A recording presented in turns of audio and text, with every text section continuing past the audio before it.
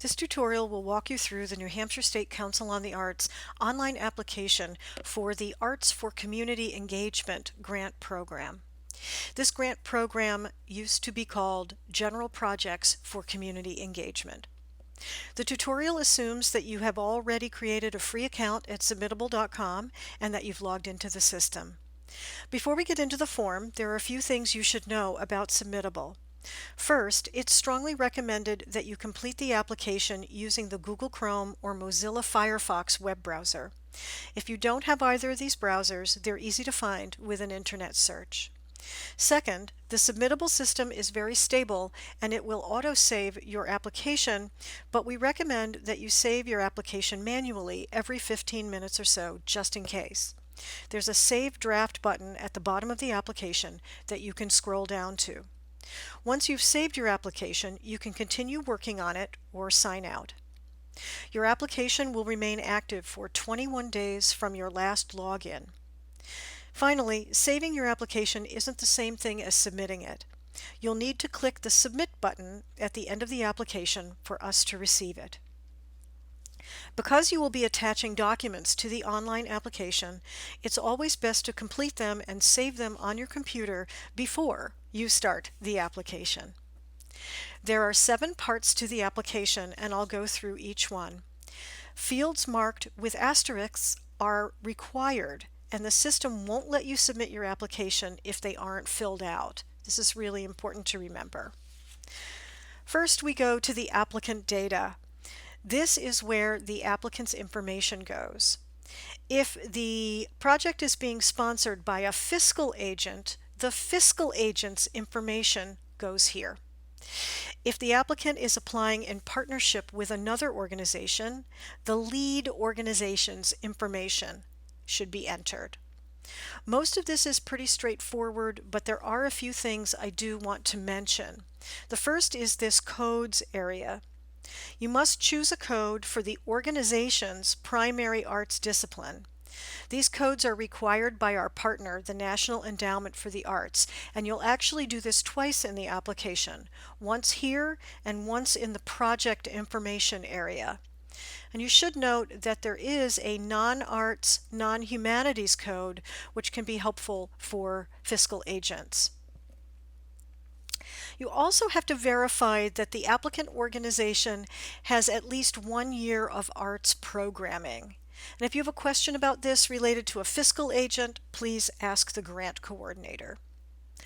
Also, we require a Dun & Bradstreet number, a DUNS number, and you'll type that in here.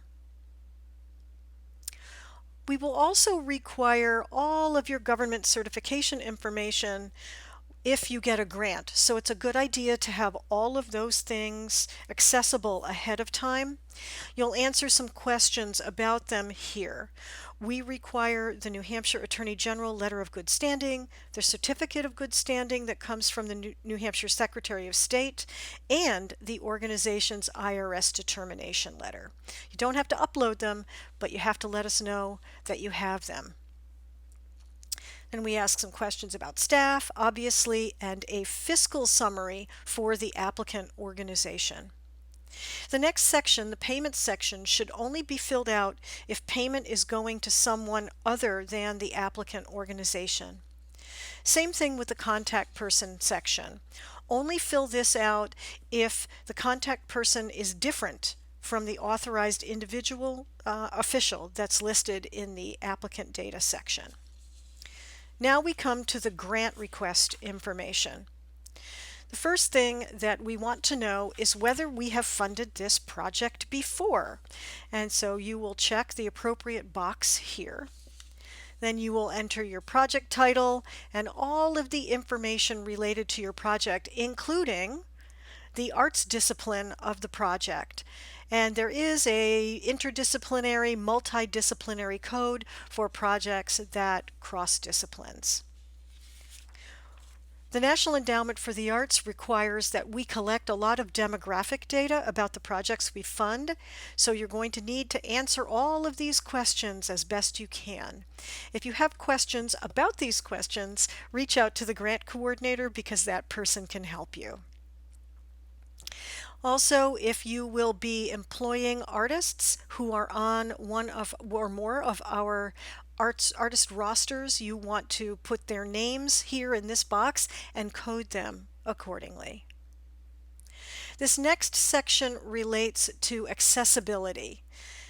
Each grantee is required to assure us that they're in compliance with the Rehabilitation Act of 1973 and the Americans with Disabilities Act of 1990. This section asks a series of questions relating to the facility and accessibility, and it requires you to upload a completed NEA brief accessibility checklist. And there is a link here to be able to download it. You can also get that link from the guidelines. You're going to fill it out and then you're going to attach it here. A few more questions about accessibility, and then we go to the big document upload section.